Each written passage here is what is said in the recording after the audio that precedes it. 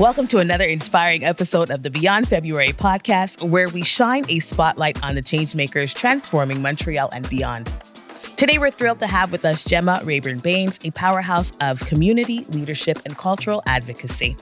From organizing Montreal's iconic Carrot Fiesta parade to creating educational opportunities for Black youth, Gemma has dedicated her life to uplifting Black communities and celebrating their contributions to society. For over 6 decades, Gemma has been at the forefront of initiatives that empower, educate, and connect people, from beauty pageants to cultural festivals, and even her work with the Gemstar scholarship program. Through it all, her sense of purpose and commitment to community have never wavered. Welcome to the show, Gemma. Gemma, welcome to the Beyond February podcast. How are you today? I'm great, thanks. I'm so happy that you're here because we know each other a long time. You can tell the audience how long you've known me. Oh my God, since you were in your mommy's tummy. Exactly. That's correct. And look at us now, right? I know. The way life changes. So I have a lot of questions for you. Are you ready? I'm ready. Good. So, Gemma, you've had such a unique journey from Grenada to Montreal, and you've seen a lot of changes. How has your upbringing in Grenada shaped the way you approach the community in Montreal and building the community in Montreal? Well, I think growing up in Grenada has always been in me. Mm-hmm. Since I was 9 years old, I started my philanthropy. Wow. I would gather the kids in the village where I lived in St. David's, Grenada. Mm-hmm. And I would teach them what I learned in school, because a lot of them did not go to school.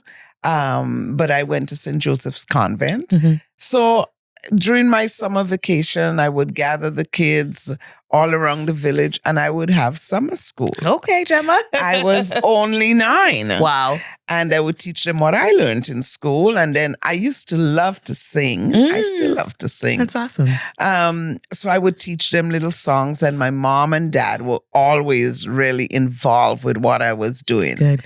And they encouraged me. So my mom would make all the little dresses, beautiful little dresses for the kids. Mm-hmm. And the boys' little short pants would match in top. Right. And then we would have, at the end of the summer school, we would invite the parents to come. Oh, wow. Okay. And we would have the children parade up and down in their beautiful clothes. I love that. Never knew I was doing a fashion show. Of course you were. Of course you were. It was in your nature from you were 9 years old. That's good. Exactly. That's awesome. So this is how I started. And then when I was 12, we came to Canada. Mm-hmm. We moved to Canada. My dad stayed back home to sell. We had a couple estates and homes and stuff. Mm-hmm. So he stayed back in Grenada, and my mom and I and my sister, we came to Montreal because my aunts were here, my mother's sisters. Great. So 5 months after we arrived here, my dad had a heart attack while in Grenada, and he passed away. So I guess I was 14 by that time that he died. So he never got the opportunity to come to Canada. Wow. So we went back to Grenada. We had the funeral, buried him, and we came back. My mom was an organist at the church in Grenada, where I also, with the same little kids, formed a choir. Right. Oh, wow, Gemma, you were on a roll. Okay. I know. So we had this choir, and the kids would sing every Sunday for Sunday school and stuff like that. So when we came, I said to my mom, well, why don't you go and ask the church in the area? We lived in Park Extension, St. Francis of Assisi Church. I said, why don't you go ask the priest if you can play the organ? Wow. So off we went to the church, and we spoke with the priest, and my mother said, I played the organ. I'm an organist and stuff like that. Right. And I'd like to know if you would like me to play on Sundays. So the priest said, well, we have an organist, right, but we don't have one for the 8 o'clock mass. So if you want to come and play for the 8 o'clock mass, fine. So my mother said, okay. So off we went every Sunday at 8 o'clock. And he didn't pay her. Oh, wow. She did. This was 1964. Okay. So she would play every Sunday for free. Wow, I would Mom. be there with her singing along while she played. Right. And so then people started, in the church, oh, she sounds good and stuff like that. And by that time, the real organist, the 11 o'clock mass organist had left. Wow. So the priest said, well, would you like to take on? Because people are very excited about it. So she started playing for the 11 o'clock mass. And people started to come to join the choir. Oh, wow. Okay. So we formed a choir. Wow. And guess who was the conductor of the choir? You, I'm sure. You, Yes. I'm sure. That's awesome. But then in the school where I was going, I went to St. Francis of Assisi School and then after to Mother Seton School. Because when I came here at 13, instead of them putting me in high school, they put me in grade 7, which was then elementary school. Oh, okay. Yeah, okay. It was still elementary in grade 7. Wow. So I formed a choir with the kids in my class. Wow. So I had the children's choir, or with the younger kids also, and the adult choir. Wow. Which I directed both choirs. Wow, I'm not surprised. And I took voice lessons. I used to sing, believe it or not. I believe that. I took opera training for 5 years. Wow. Yeah. And my mother played the organ, and then I started singing for weddings and funeral, and people would hire me and actually pay me. That's good. $5 I or love something. that. Come sing at my wedding. That is amazing. Gemma, you've always been on the roll. Yeah. And you've always felt a sense of purpose from a young age, especially after your difficult early years. How did that feeling of, I have to do something, evolve into a tangible action in your life? Well, I should go back and say that my mom had 10 kids. But only 2 lived. Yes. My sister, number 6, and I am number 9. And I felt with losing all these siblings that God put me here for a purpose. Right. She had 10 deliveries. Wow. And some of them died, were stillborn. Some died, right after they were born. So I figured number 9, that's my lucky number. Yes. And I figured that God put me here for a purpose. I was only 3 pounds at birth. Wow. And I was a 7-month baby. Wow. So, I survived. Wow. So I had to do something. So coming from Grenada, I was always a little busybody, I went to Darcy McGee High School. And the nuns discovered that I can sing. So I was in every musical they ever put like on that. at Darcy McGee. Yes, awesome. That's good. So, this is, and it just is, I guess I was born this way, I should say. You can say that. Yeah, you were born that way. I was born that way. You definitely were. You definitely were. And you've also been instrumental in creating spaces for Black culture to thrive in Montreal. Was there ever a moment where you thought, I'm not sure people will get it, but I'm going to do it anyway? Yeah, a lot of the things that I did, okay. A lot of the things that I did, people say, well, even now, my son said, why are you doing this, Mom? You're old now. Why don't you just relax? I said, I'm not sitting down to watch Dr. Phil every day. Exactly. So, I said, there is a purpose to me being here. And I just feel that deep inside. And I always like to see young people strive, especially young Black people. Of course. So when I grew up in Park X, I think I was the only Black kid in the whole school. Wow. So it became like a little novelty, when with my Caribbean accent. Yes. The teacher would always have me read the lesson or whatever. Oh, wow. Okay. When they needed for somebody to stand up in the class and read, it was always me. Okay. Because they love my little accent. Right.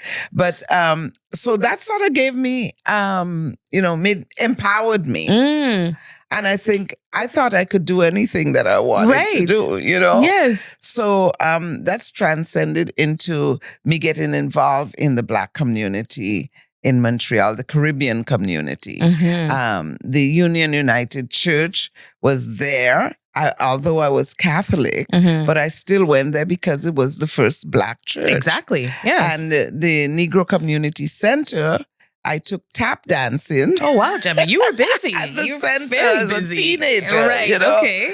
So it was, a real good upbringing from my mom, and she always encouraged me. That's good. To do it, and then it just evolved into the fashion show. Because when I came and I saw people on TV doing fashion shows, I said, wait, I used to do that in Grenada. Right, exactly. But I didn't see any Black people. You know? Right. So then I formed the Montreal Ebony Models. Yes, and I got all Black girls and guys to train them. My sister was the first Black model in Montreal. Wow. She went to Audrey Morris modeling agency. So she took the course and then she taught me. That's awesome. So I would train the models. I love that. And we formed the Montreal Ebony Models, and all the young Black girls and guys came and we did fashion shows. Wonderful. And I have to thank Joanne Sternthal from the Jewish community, because she loved to see the Black models on stage. That's good. So she got us a lot of work. We worked for the Jewish General Hospital, Hope and Cope. We did a fashion show, big fashion show with Donald K. Donald. Wow. We did so many things. We raised over $2 million for various charities. That is amazing. In the community, mostly in the Jewish community and the Black community. It is very amazing. So this is how we started with the Montreal Ebony Models. And then I created a Playmass Montreal. Right. Because Carnival, I was one of the founders of Montreal Carnival. Right. So with the Carnival, I formed Playmass Montreal. And I guess everybody knows what it is to play mass. Right, exactly. It's very cultural and it's something we love to do. Of course. And so I formed that organization to, expose the culture of the Caribbean and we took it from there. That's it. Now we're celebrating 25 years of Playmass Montreal. We surely are. But and going forward, as you hit on Carrie Fiesta and Carnival. So from Carrie Fiesta to the Gemstar Scholarship Program, you've worked on very many projects, as you've mentioned. Which of your initiatives do you believe will have the longest lasting impact and why? Well, when I turned 70, I decided that I should leave a legacy for young Black students, So I created my 70s project, which was the Gemstar Circle of Excellence. Yes. I came full circle from teaching the little kids in Grenada to helping the kids here in Montreal. So, I think this Gemstar would be the legacy program, because we're looking to expand it. I know we're doing high school students now, right? But it would be great to expand it to CJEP student, college and university, because it's so really, really needed. Exactly. Yes. That's exactly right. And you've juggled so many roles: organizer, advocate, writer, businesswoman. How do you manage to stay energized and focused when so many people actually rely on you? Oh, well, I think it's my whole disposition. I laugh a lot. Yes, we know this. Yes. I laugh a lot.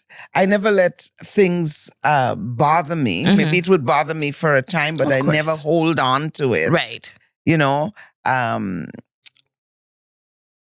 I think the people who come to me and ask for help, they energize me too. When I see the kids in the Gemstar program, I feel like I get goosebumps. That's good. Because I see how they can progress and that I have a part in that. That's good.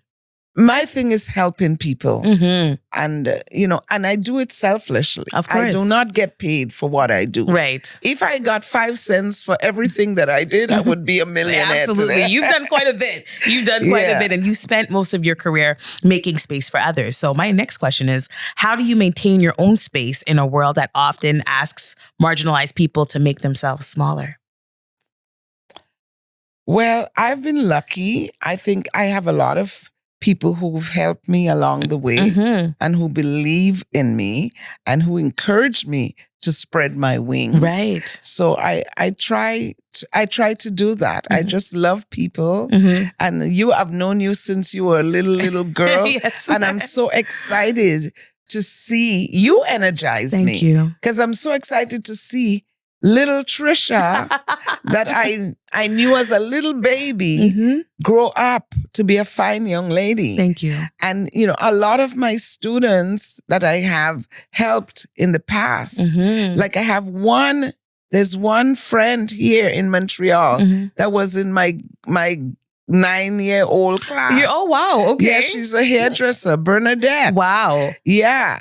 And she always tell people, oh, Gemma was my teacher in Grenada. I said I was 9 and you were 7. Listen, she took it as you being her teacher, making so people that's okay. believe that I'm That's so okay. old. That's okay. Yeah, but it's great for me to see her. Right, of course, at now. this point now, Yeah. So this helps me really, even my models. Yes. The Montreal Ebony models, a lot of them have gone on to be professional models, to be actors, like Lynn Griffith. That's great. For example, she married Dennis Haysbert in Hollywood. Yes. Marilyn Jones, who went on to be one of the stars with the Brazilian dancers. Wow. Okay. Oh yeah. So I see the progress. I get you. Yeah. And it really hits me in my heart. That's amazing. Your efforts in bringing Caribbean culture to the forefront in Montreal are well known.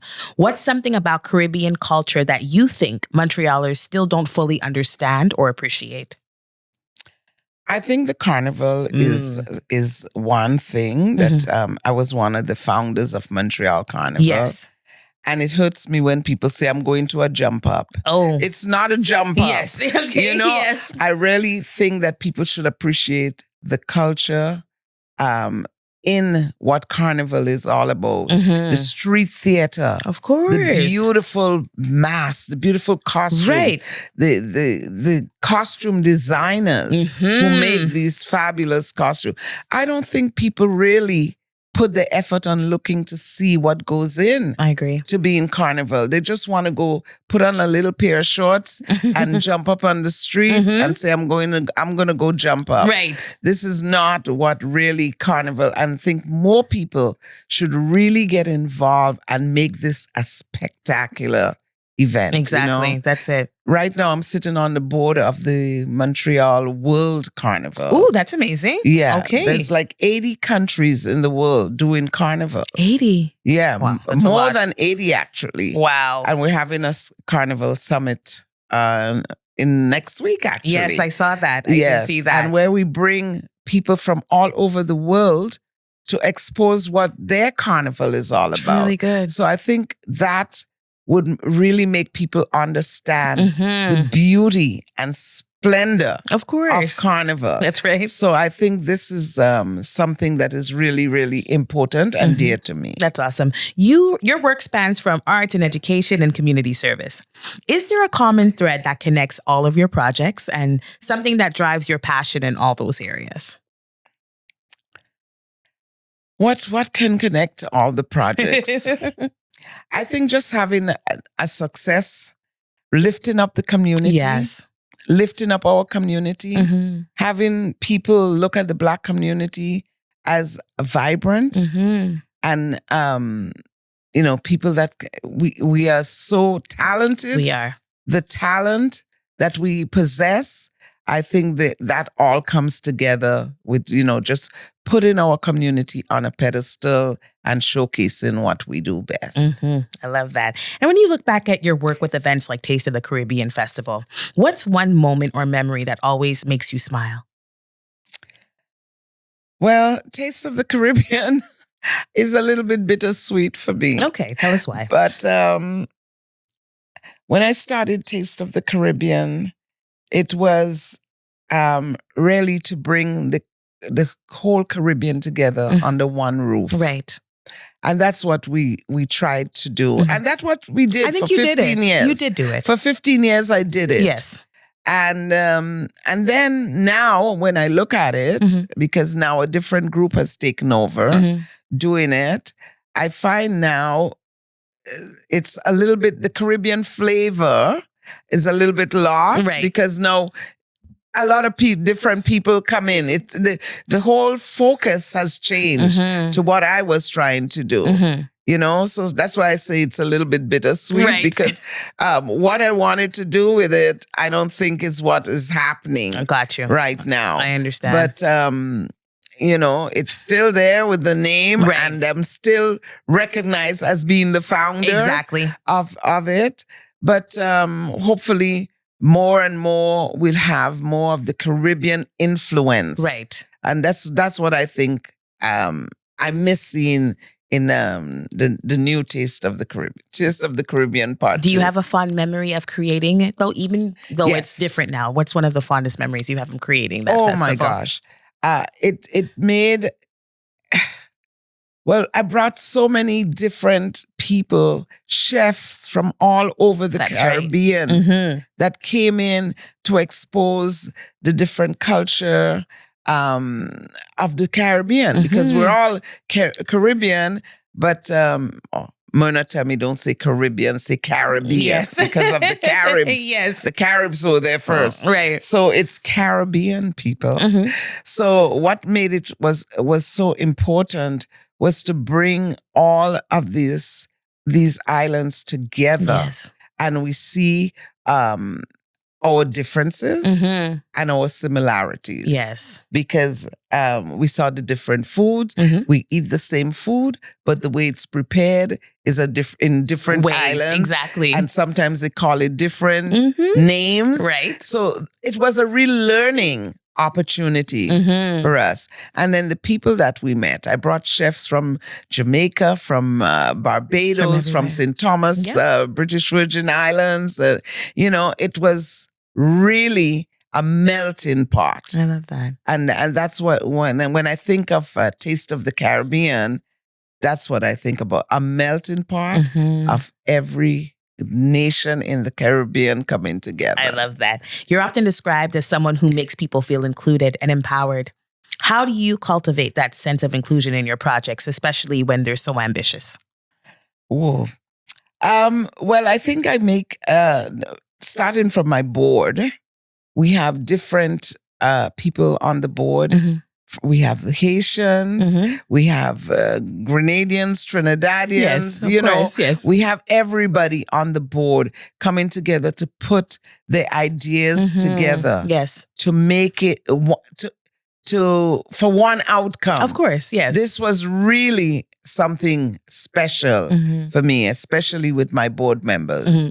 And also, we try to include everybody. Right. We bring the French with the English. When we do an event, we try to have it bilingual. Of course, yes. You know, I go to many French events where they don't speak a word of English and I don't feel included at all. Right. So I never want that to happen with events that we do. I like that.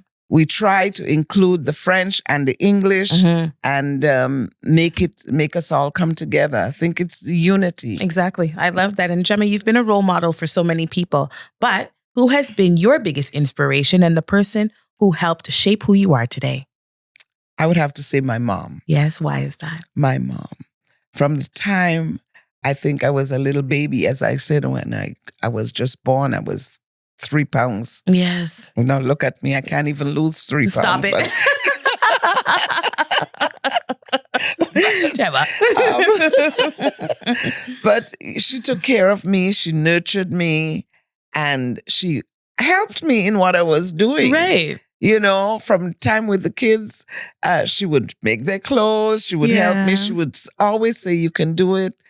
When I wanted to sing and she realized that I had a voice. So she paid for me to go to school with Madame Chapska and learn to sing opera. Right. And she influenced me a lot. I love that. Yeah, and I think about her every single day. Wow. Yeah. Wow, that's great. Through all of your events that you've organized and all the lives that you've impacted, what's one lesson you've learned that you never expected to learn? Through all my life, sometimes you get hurt. Yeah. Sometimes your friends hurt you. Mm-hmm. The biggest hurt for me was losing Taste of the Caribbean. Yeah. So, you do things and you try to get past that, even at work. Yeah. With my work, I worked for Bank of Montreal for 35 years. Yes. When I left, I was a senior auditor. Mm-hmm. And people in the community who backstab you, that is so... It's tough, huh? It is tough. Yeah. It is tough. They backstab you to the point where they write letters to your boss. Wow. And try to get you fired. That has happened. Of course, yeah. I've had a lot of adversity, but I never let it... I say I'm going to write a book and it's going to be called Triumph Through Adversity. Oh, yes. Because I had a lot of downfall, especially with the community, some people in the community who tried to make my life difficult and tough. But I came through it. Good. Because I was such a good employee at Bank of Montreal that, I didn't get fired. I got promoted. There you go. You see, they tried to put you down, but you actually rose back up. Exactly. Right. I got promoted. They said, okay, Gemma, we're going to move you out of this job and we're going to put you in a better job. Wow. Away from, Right. So that's how come I ended up going back to school, studying to be an auditor and, rose from there. Wow. Would you say with that experience that you had a hard time trusting people during your process? Not really, because I had such very, very close. These were just like a few people. Okay, I understand. So I did not think it was everybody trying to get me. Okay, good. But I know like a lot of people who don't even know me talk about, like they know me, talk about things that I don't even know what they're talking about. Right. But I never let it get me down. Good. I just focus on what I'm doing and what I know is right. Exactly. And that's why I think it comes out so successful, the things that I do. Exactly. Today, even up to today, I was telling somebody was saying, oh, Gemma, when you become 75, we're going to do this big party for you and celebrate. And I said, and who's going to come? Everyone's going to come, That's Gemma, what stop. She said. Come on, everybody's going to come. She said, listen, there's so many people that respect of course. you. People will come. Of course. I said, okay, we'll wait for that day. Listen, everyone's going to come, okay? So, like, you can't really hold it against people. Right. And a lot of people that don't know you, they talk about you. Exactly. So you just let it roll off your back like water on a duck's back. Exactly. And that's what I do. Because if I were to think of everybody that say this and say negative things, I would just curl up, of course, and in my bed and pull the sheet over my face. But I don't do that. Good. And I just do what I have to do. And this is what, as I said, I am here for a purpose. I believe that. I did not live to be this age when all my other siblings passed away. Right. Why did God put me here? Exactly. When I go, they can say, well, Gemma did this and that, and people will hopefully think and talk, and maybe somebody would carry on what I did, and so I'll inspire. Hopefully, I can inspire a new generation. I think you've already inspired, and I have to say that to me, you're a living legend. You've done so many things that a lot of people can't even say they've done in a year. So I think you should give yourself that credit and that grace. Thank you. You're welcome. And looking ahead to the next chapter, whether it's the Gemstar scholarship program or something new, what's the one thing you're most excited about that hasn't been accomplished yet? Oh boy.